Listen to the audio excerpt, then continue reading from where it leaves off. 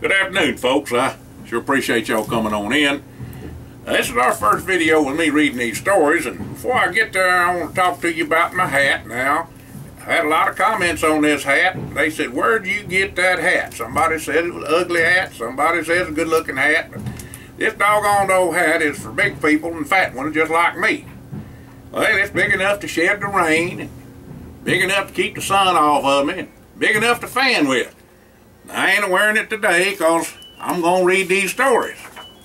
Now, also, let you know, so many of you asked me to read these doggone things, and I'm not memorizing them now. I'm going to read them, just like you was reading a story to your young'uns at night before they go to bed. So the name of this story today is Cannin and a Cookin.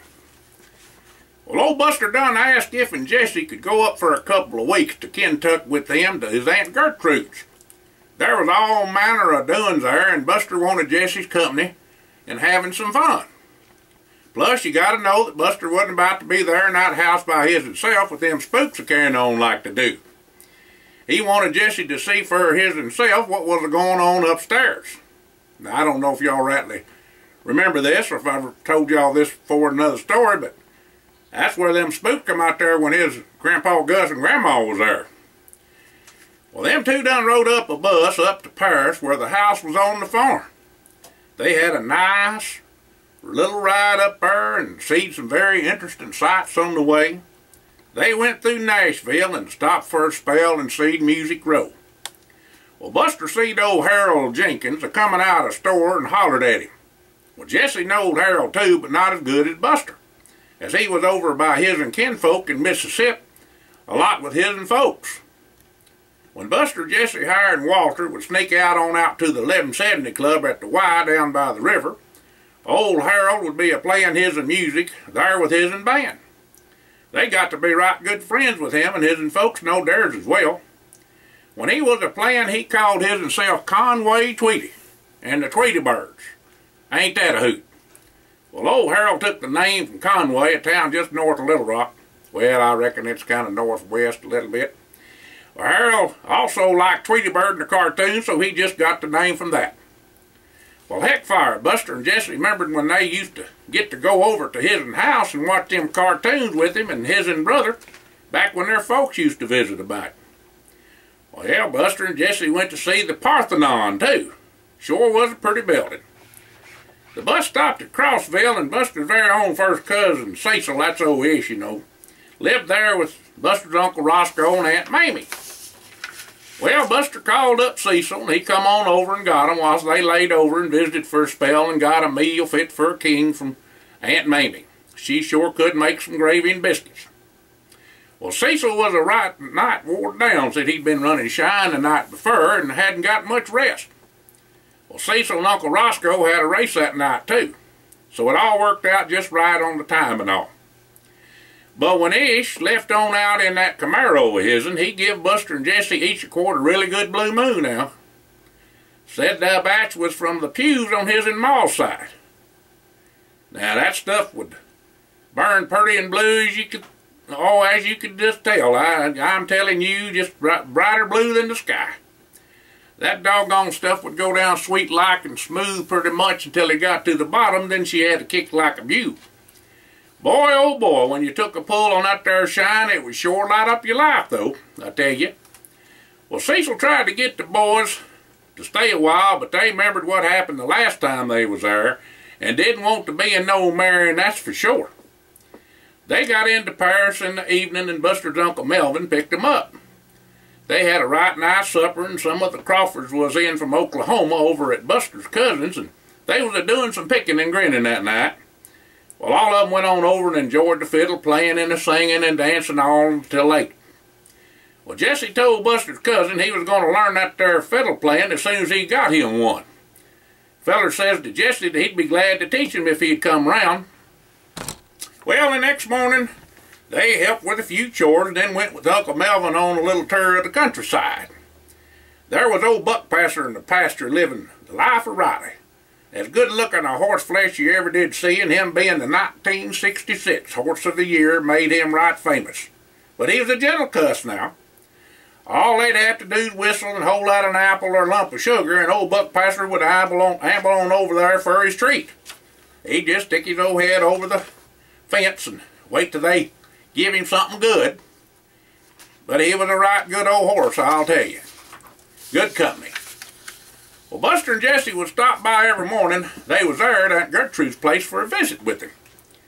One morning, the trainer and owner dropped by Uncle Melvin's and told the boys, since they got to be such good friends and all with Buck Passer, why don't they come on over for dinner and visit him in the stables with all the other horses and just look round a bit at a racehorse operation. Well, the boys was plumb tickled pink over that invite, I tell you. Old Hired had been envying them for sure. That weekend, Mr. Ogden Phelps and Mr. Bill Winifred, Buck Passer's owner and trainer, stopped by to take the boys to the racetrack with them. Old Buck Passer was retired, but they had other horses at Claiborne Farms that were running. It was the first real horse race they'd ever been to. Well, Buster and Jessie knowed that Walter and Hired would just eat their heart out because they couldn't be here with them. A real live horse race, and at the Kentucky Derby at that. The boys had a Morgan hit out a piece and asked if when they picked a horse would Mr. Bill bet their silver dollar for him. He said he sure enough would do that. Well, Buster up and picked number 7, that's his lucky number, and told Mr. Bill to put it on his nose. Well, Jessie put some thought into his bet and asked Mr. Bill what horse Mr. Phelps was a-running.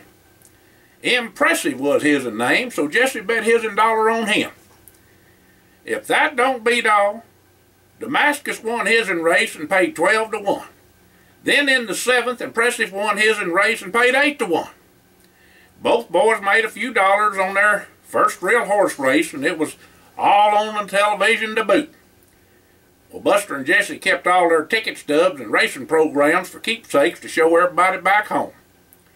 Well, Mr. Phelps was really hopping for joy that his horse won, and he bought the boys all they could eat and drink, and they got to sit in the owner's box where it was real comfortable like. Well, it sure was a fun day, and both boys thanked Mr. Phelps and Mr. Winifred for their kindness. They told Buster and Jessie to come round about any time and to bring Walter and Hired with them next time they come up. Well, one morning about 6 a.m., Aunt Gertrude told the boys she needed a little help with Cannin to get ready to go with her. Now, Buster and Jessie had a tad bit of Cannin experience with their maws, but nothing like what they was going to get into. When they got to the Cannin house, there was women and young'uns just a-working away at Cannin. Well, first off, there was mason jars to fetch and burl, peeling apples and peaches and fetching bushel baskets of all manner of fruits and vegetables was the most work the boys done in quite a spell. Wasn't hard work, and Buster and Jessie was a-visiting with other folks along the way whilst doing their stepping and fetching. There were some awful pretty little gals there, and they took a shine to them, too. Jessie always had one or two a-winking at him. Well, finally Aunt Gertrude hollered for Buster and Jessie to bring in the corn. Corn? Jessie says, corn? You mean we got to shuck and hull all that corn? Well, there was probably about 20 bushel that had to get shucked, hulled, washed, and prepared for canning. Well, Jessie was fit to be tied, I tell you. Had a conniption fit and told Buster that he knowed he dearly hated corn. He just couldn't stand the stuff. Well, Jessie never did eat no corn, but it was Buster's favorite. Aunt Gertrude was listening when Jessie told Buster the only way he liked corn was to drink it. Oh, that was a mess. Of course, Aunt Gertrude knowed what that meant. She told Jessie to fetch in the baskets, and Buster and another feller and a gal would do the shucking and the hulling. She said for Jessie to help the Williams gal doing the burling of the jars. Well, Jessie was plumb scared of her, I tell you. He remembered what done happened with them Hooper gals, and this one was a-making eyes at him something fierce. Well, Buster hollered over to Jessie and says to him, "Remember what Walter said, hold the line now, just hold the line." Well, that didn't ease Jessie's mind one bit, because he heard her ma ask Aunt Gertrude if Jessie could come on over one evening, as little Mary was to be playing and a-singing for folks, and of course Buster too. Well, Jessie excused himself and whispered to Buster to head on out to the truck and help him for a minute. Well, Jessie said he just wasn't up to all this here courting in these here hills. Reckon they'd ought to get on back. Well, Buster told Jesse not to worry and that he'd protect him from the clutches of them women. Buster said all that sweet talking was getting Jesse into trouble. Well, Jesse said he was just being polite and all and didn't mean nothing by it. His and Mama always said to be nice to women folk, and he just for the life of him could not figure out what he was doing to get them gals all riled up like they was. Well, Buster said it was okay. He wasn't doing nothing to cause it, but he done read up on it, and it was just plain in Jesse's nature.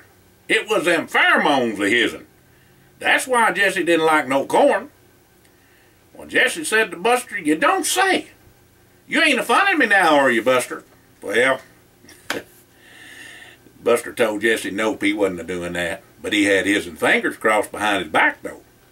Well, then Jesse told Buster to move on over, and Jesse lit into that corn with shucks a fly. Heck, they was done in no time flat with them 20 bushel. Them two boys had a real good time up in Kentucky, you know. Uncle Melvin, he let him shoot his gophers out there in the pasture and all with his new .223 rifle.